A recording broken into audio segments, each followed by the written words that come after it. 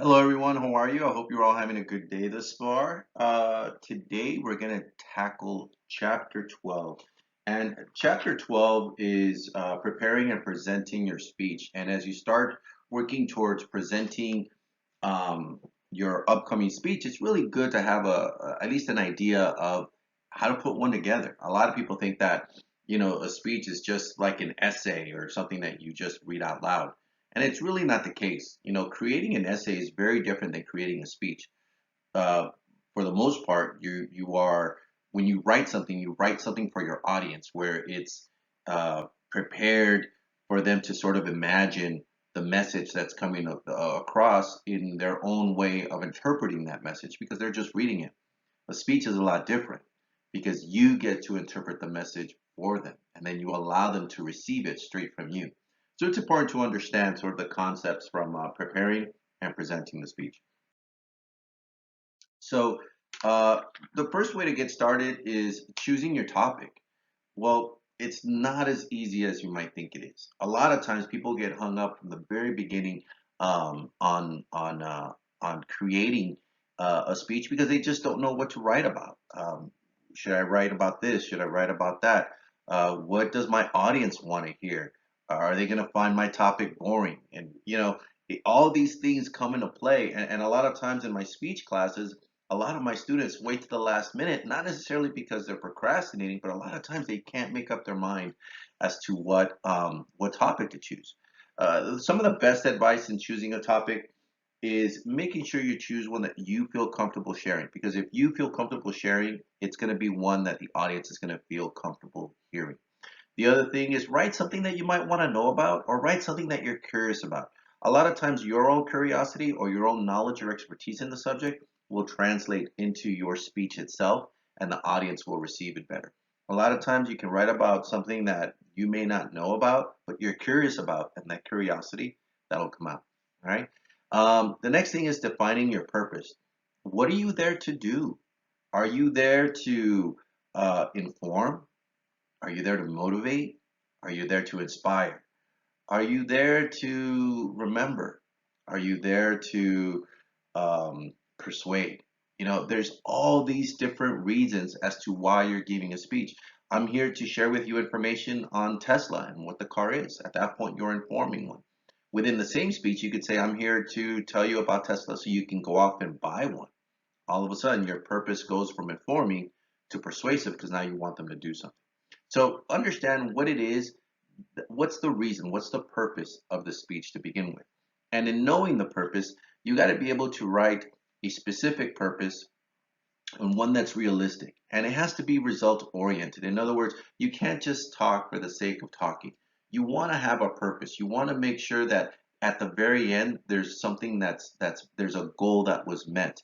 Be very specific on what it is that you want to do. Don't make it too general, and also be realistic on what it is that you want to get across.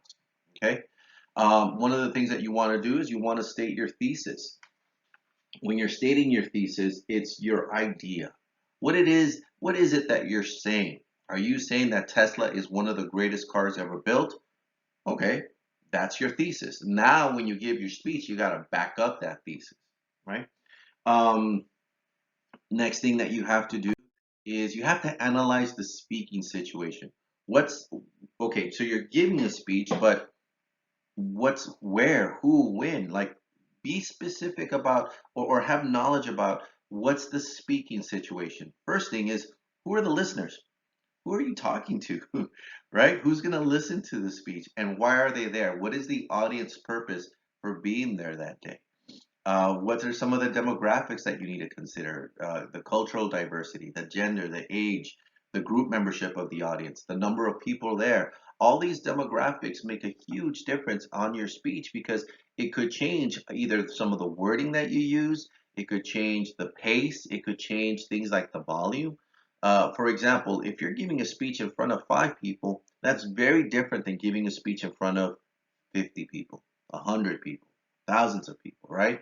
A lot of times those things change. You don't feel the same. People say, oh, it's the same thing. It kind of isn't, right? When you're in a small group, you can actually make eye contact with everybody and you kind of pace yourself in accordance to the nonverbal cues that you're getting back from the audience.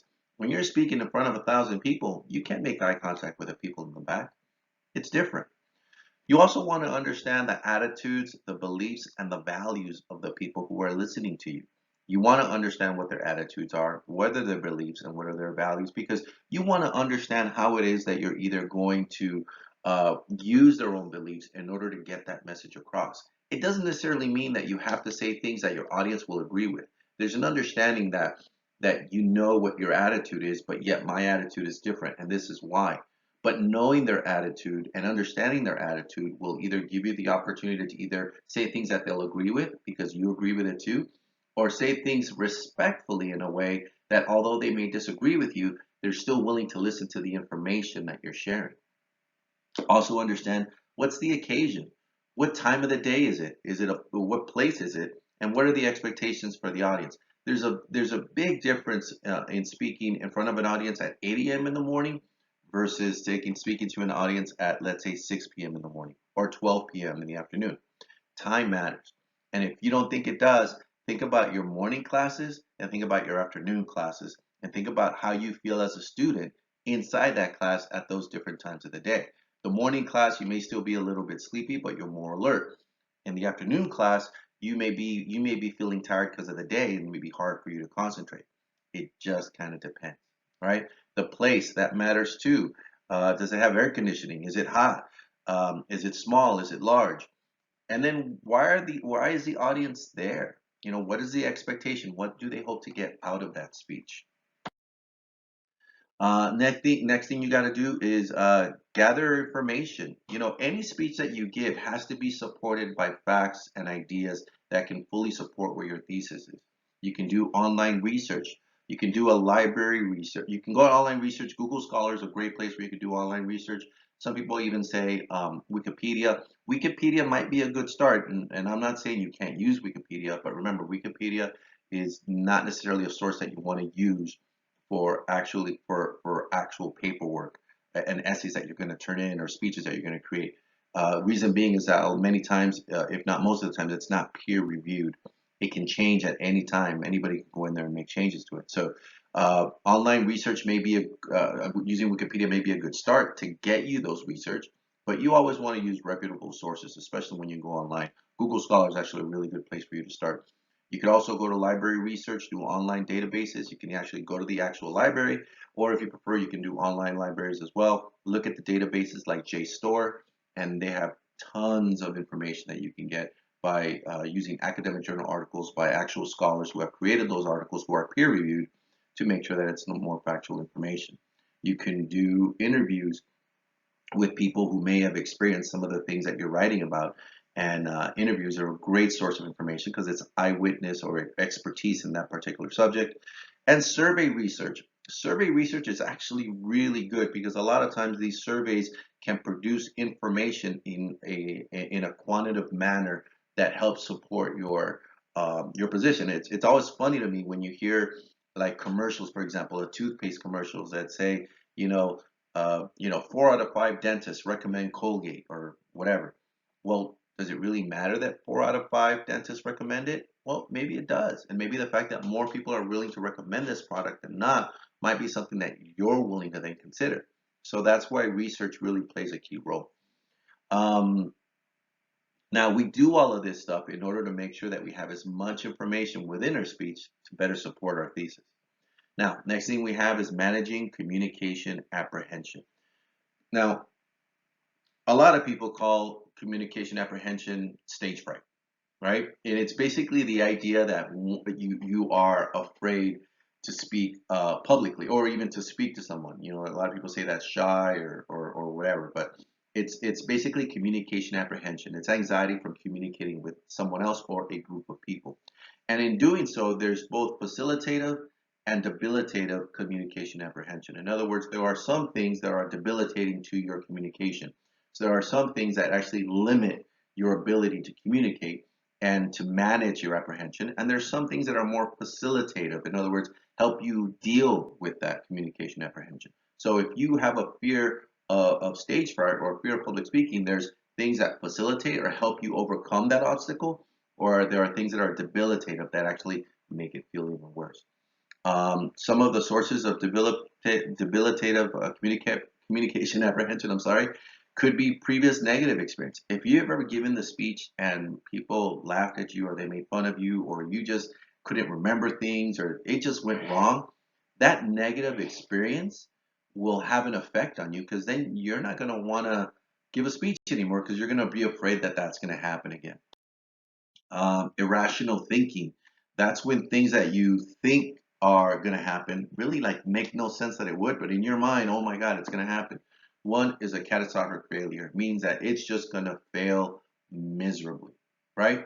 The other thing is that perfection. It's got to be perfect, and if it's not perfect, it's terrible, right?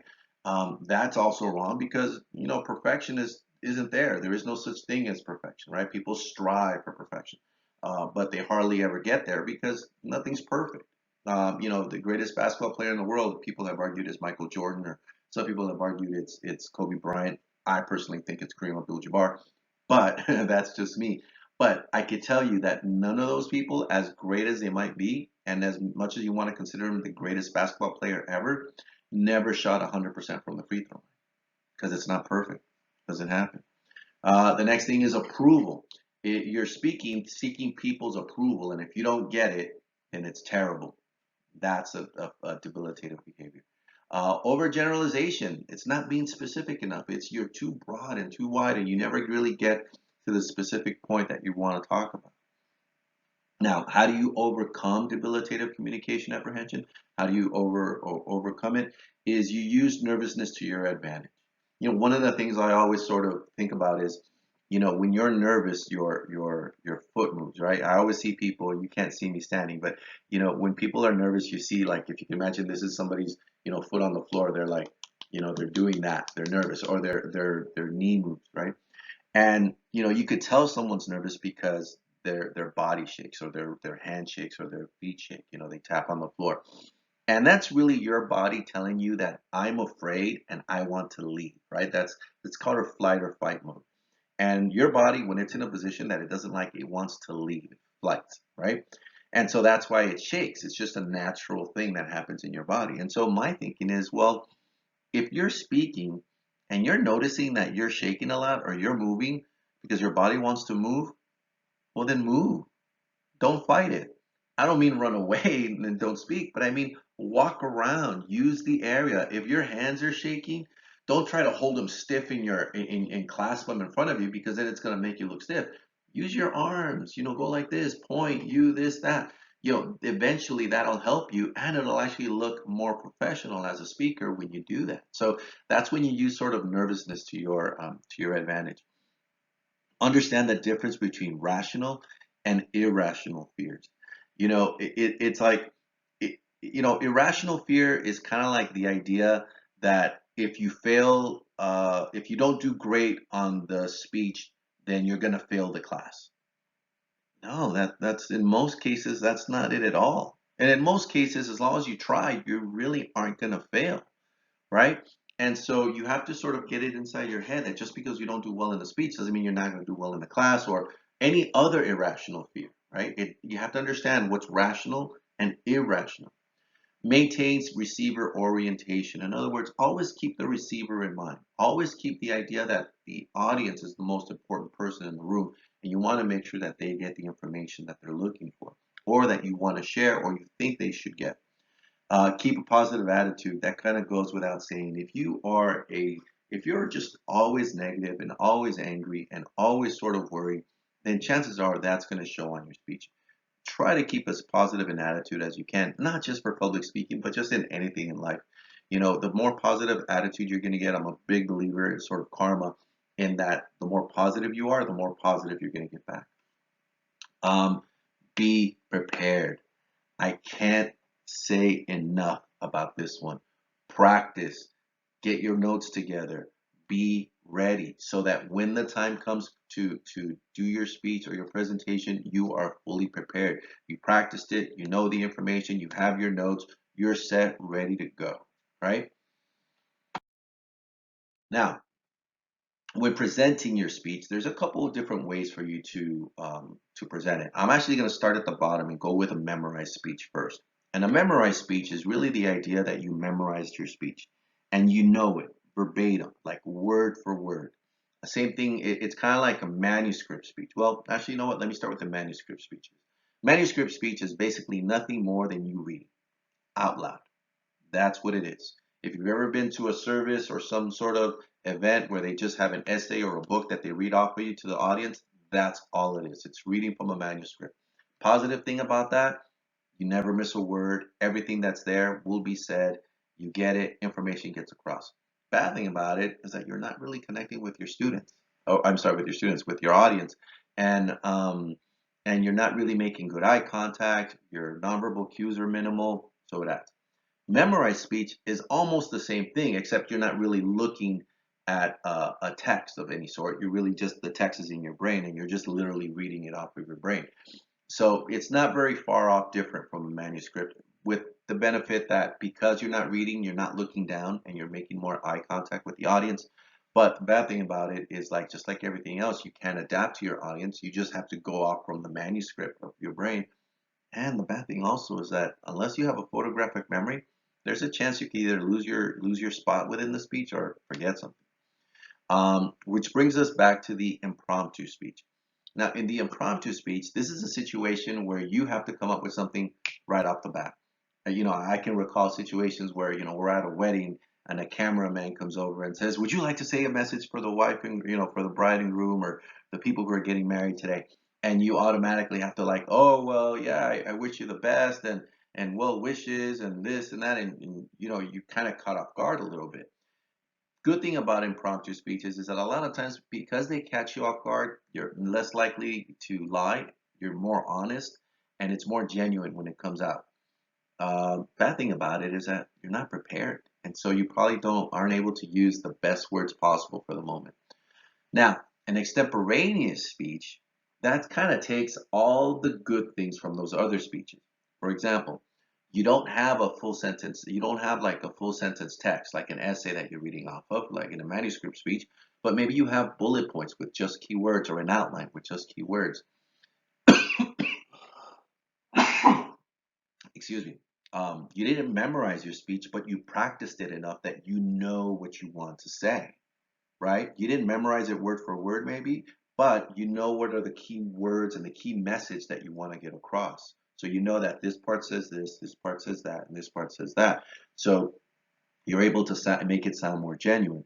And because you're not necessarily reading off of it, it comes off almost more genuine, more like impromptu, and you're able to then sort of seem more natural in the way you deliver it, and that's extemporaneous. Next thing, practice your speech. Practice it with a timer, practice it in front of a mirror, maybe change some things around, practice standing up, practice sitting down, practice, practice, practice. It makes a huge difference. Okay. Some of the guidelines for delivery is the visual aspects. Make sure you are proper with your appearance. Make sure that your movement is good. Remember, we talked about how sometimes you feel nervous if your hands are there. Movement is your arms. Movement is your stance. Your posture has to be one where you're standing straight up and confident and not slouching because it makes you look less confident. Um, Make sure you have positive facial expressions. Smiles can really just bring people together. And then make sure you make eye contact with the audience. You want to make sure that they know that you're looking at them. Eye contact makes a huge difference. Okay. From an auditory aspect, you want to make sure your volume, in other words, you want to make sure you're loud enough that people can hear you. And depending on the size of the room or the number of people, that could be speaking really loud. An outside voice versus an inside voice. Your rate is how fast you are speaking. Are you speaking too fast or are you speaking too slow? In most cases, I will say try to use a conversational tone. In the same pace that you use, the same rate of speed that you use to speak to your friends and family, that's the same rate that you want to use in order to speak when you're publicly speaking because it's more conversational. People are more likely to connect. Pitch the highs and the lows, right? You don't want to go too high and you don't want to go too low. Keep it consistent. Now, if your voice is naturally low, I get that. If your voice is naturally high, I get that too. But that's why you practice. You don't want to be a high pitch. and all of a sudden people are more concerned with your voice than they are with the actual speech. Articulation, make sure that you say words um, accordingly. Make sure that you use them correctly. Deletion, sometimes you delete a word from from what you want to say that could change the entire message, so you got to be careful that you don't delete any words or substitute words that in place of something when it's not necessarily appropriate. By the same thing, adding a word or adding something different can make a huge difference, and then slurring your words, making sure that you actually say the words correctly and stop slurring. Okay, that's a big difference. And a sample speech. Um, Always look for a sample speech. Ask one from your professor. Look at one from the book. Those are always key important because you want to know you want to know sample speeches because, why recreate the wheel when you don't have to, when someone has a speech that you can use from the layout perspective. And then always, it's always just easier to see what worked in the past and see what you can do to mimic that because if it's good then, it's probably good now. Your professor is also a very good source for a sample speech. A lot of times they will have one that they can share and as do I, and they can help you with that. All right. Anyways, so that's chapter 12. It has to be. It goes off with presenting your speech. I hope it helps. If you have any questions about it, please feel free to reach out. I'm right here for you. All right. Bye, everybody.